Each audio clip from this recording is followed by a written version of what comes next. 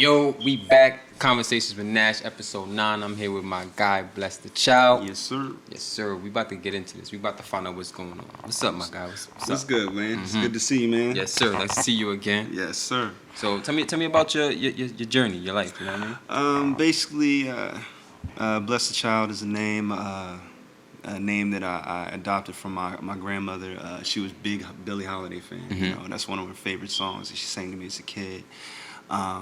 I'm a spoken word poet. Yes, sir. It's my first love. MCing is my second.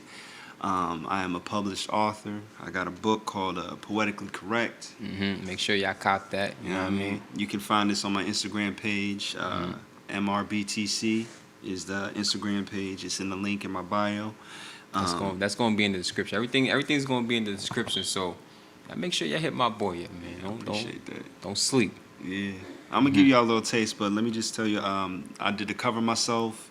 All the illustrations in the book I did myself. Even the picture of me on the back I did myself. So this is my baby. So yeah, I see it. It's the book of the day now. You know what I mean? That's the book of the day. So yeah, I travel around. I've done a lot of spoken word performances all through Philly. I've been to D.C., Jersey. I've only performed in New York once, man. I got to get back up and see y'all, man. Shout out to New York. Yeah. But yeah, bro, it's just a passion for me. It's something that I love to do. I love performing.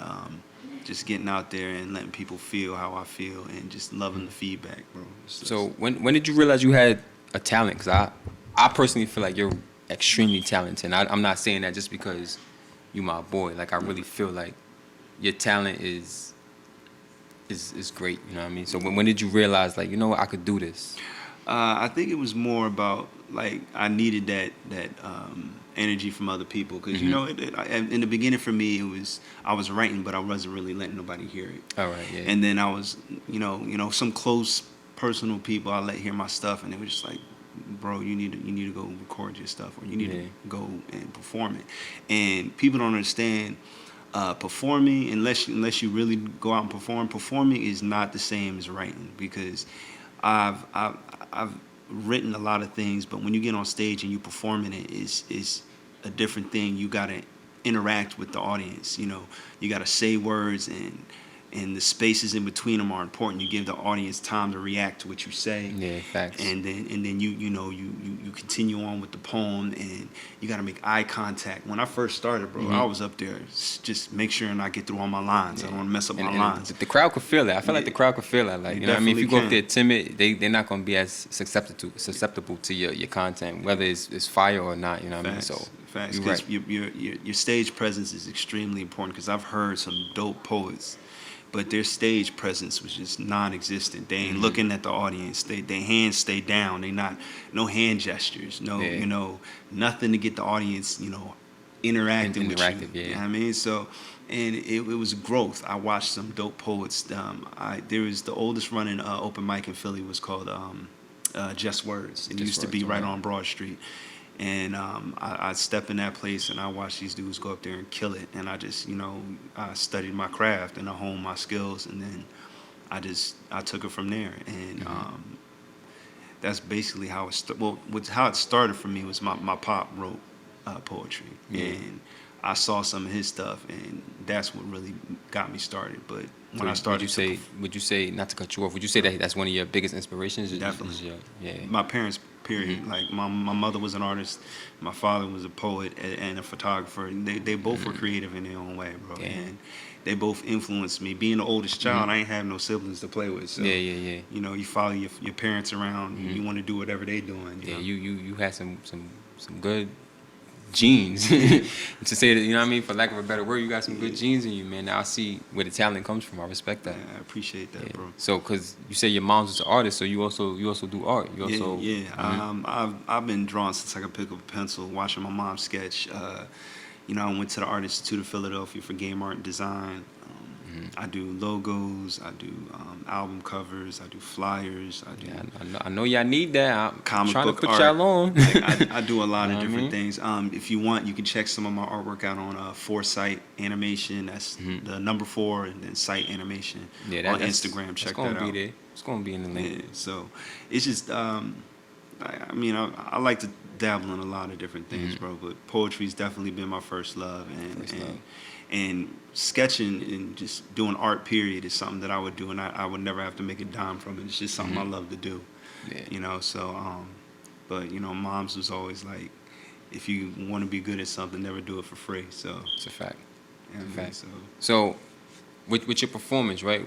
What is like one of your proudest moments, like with your stage performance? Like, what was one of your like proudest moments where like, yeah, when you sit back, it's like, yeah, I did that. it's funny you say that.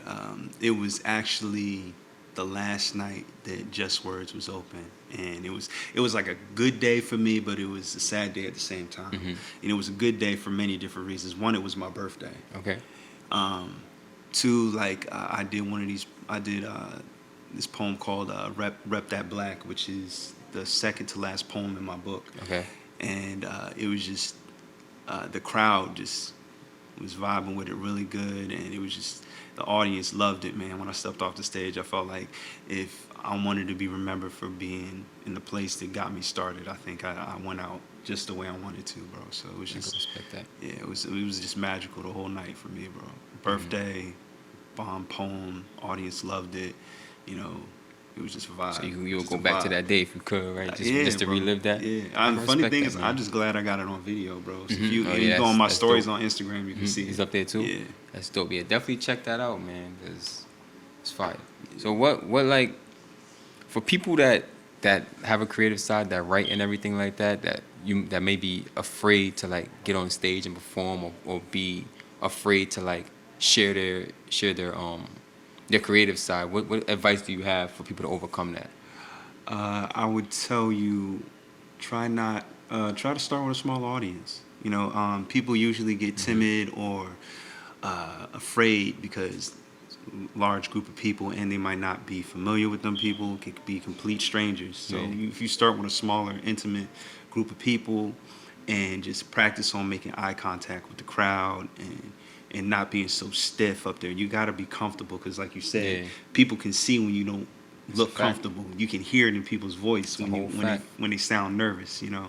And I've been there, so what I had to learn was, like, before I did any poem, when I got up on the stage, I take like 2 deep breaths. I'm like, Yeah. all right, get your shit together. All right, now let it out, and make sure you're looking at the people. Don't be staring at the floor. Like, you know, you kind of had this mental talk with yourself, and then, you know, I always make sure that I know any poem that I want to perform frontwards and backwards before I even get up there. So. It's a fact. So, same thing with your art. You know what I mean? Like, say you've been working on the piece for, say, 2 weeks. That's a decent amount of time, right? So you've been working on the piece for 2 weeks. It's very important to you. You finally get it done. You release it to the world. Everybody loves it. You know what I mean? They love it. How do you unwind after that? Like, how do you like decompress? Like, all right, I finished this one, or do you get right back into the next project? I'm right back in it. I'm right now. I'm working 12-hour days at work, no days off, and in my break, I got this out, and I'm sketching on my tablet, bro. Like, it's not dedication right there. I keep trying to tell people it's almost like therapy. It's not even dedication for you. I feel like it's more of like a passion. It is. Like even if it don't go nowhere, which I know it will, it's still something for you. You know what I mean? Like you know what I mean? I can respect that. So you right back into it. So do you set up apart time for writing and your art, or is it just usually meshing together?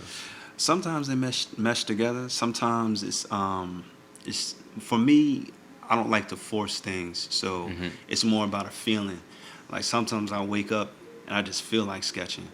I don't have no particular thing planned for the day. I'll just get up, grab my sketch pad, might go downtown, find somewhere to eat, and then just sit outside and sketch. Yeah. Or it might be the same thing. I'll bring my notebook with me, and I might write something while I'm out. I love to people watch and just I love put that the too. process out. I love watching people like. Just think about Sounds what they're weird, doing. but sometimes I just be zoned out just watching people, like, you know what I mean? But it's just something that I do, you know what I mean? Not for any particular reason. But what's the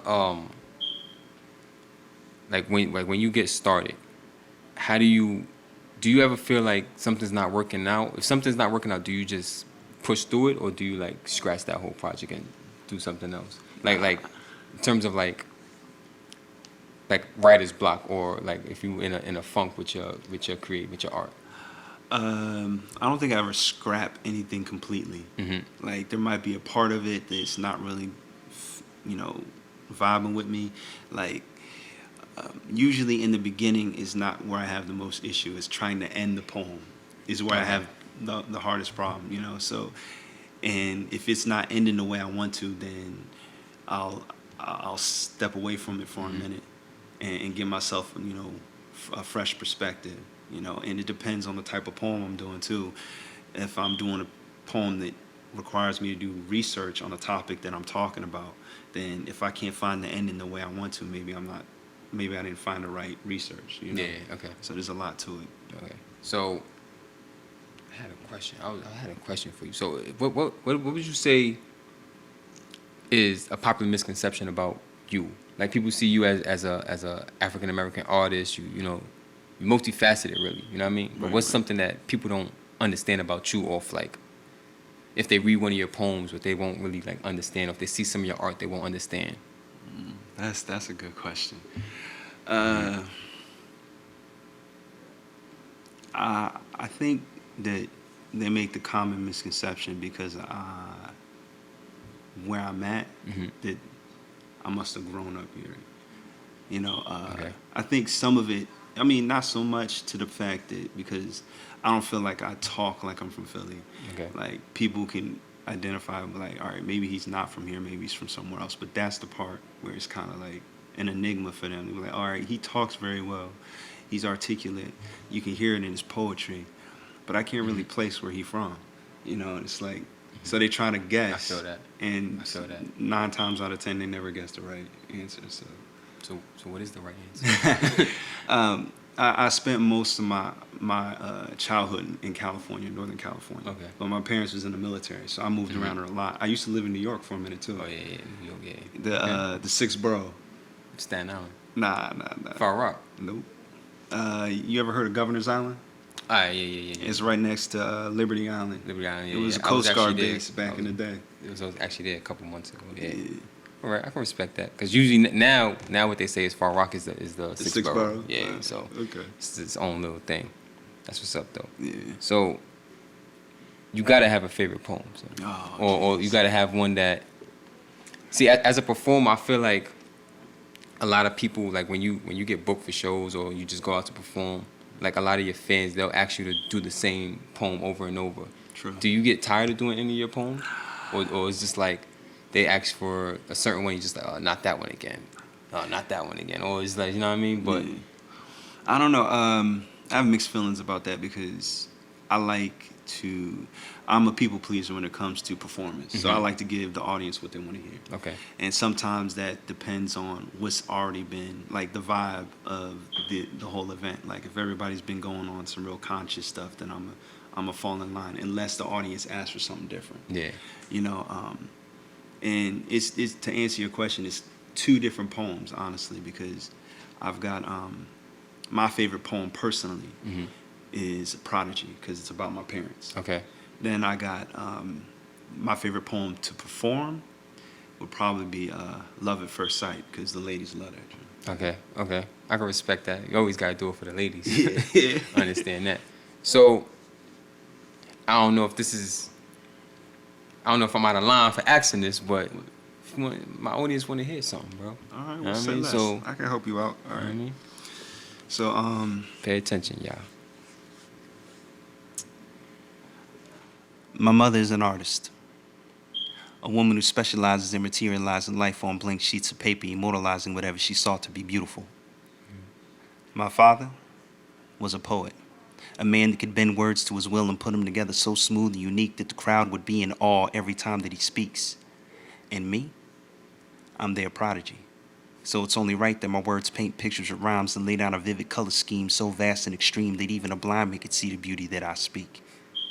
And they say the talent isn't hereditary, but yet I beg to differ as I jot down these poetic scriptures on my canvas, and my pen is my paintbrush, so I freeze time with every line, immortalizing my thoughts, so someday when I'm old and gray, my son could say, damn, Pop, you was the shit. And I'll say, correction, son, I am the shit. But if you only knew, you have that same gift too, the ability to put thoughts on lines and complex rhymes that are open and enlighten the mind of anyone who ever hears a rhythm you speak and guide them through all the deception and a cloudy perception like a 2100 flat panel LCD HD TV. The picture will be clear.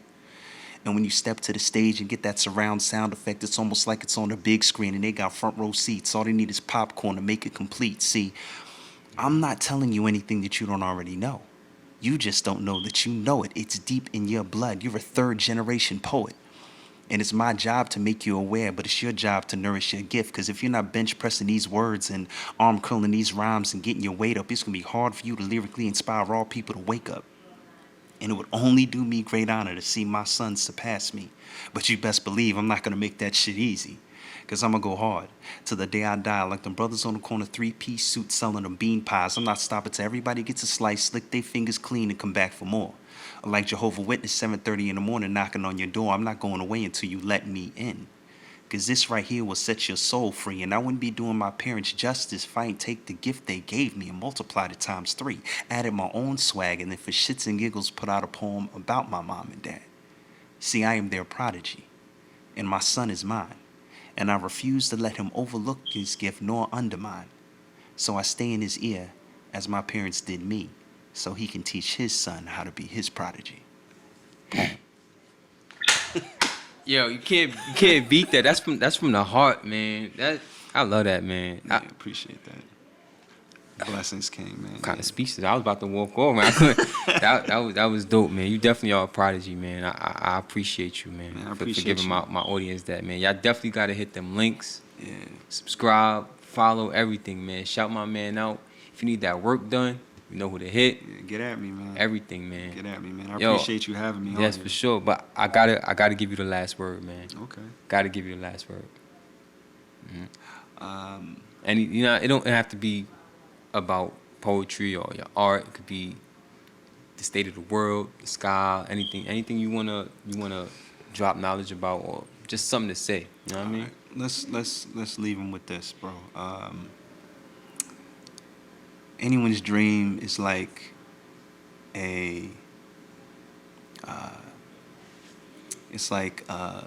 abstract art. No one else is gonna see it the way you see it until you explain it to them. It's your vision. Don't let nobody come and try and change your vision. It's yours. You gotta explain it to them, and if they don't get it, that's because they're not seeing it the way you see it. Just stay focused, stay dedicated, and stay humble, and blessings will fall right in your lap. It's a fact. It's a fact. Everything ain't for everybody, man. You stay true to yourself. Fact. Exactly what he said. I respect that. Get the book. Yes, sir. Written and illustrated by my boy right here, man. Yes. Y'all gotta get that, and don't sleep. Respect, y'all. I appreciate you for coming through. Thank you for having me. Thank you for the spoken word. I love it, man. Not I a appreciate you, man. That's it. Yo.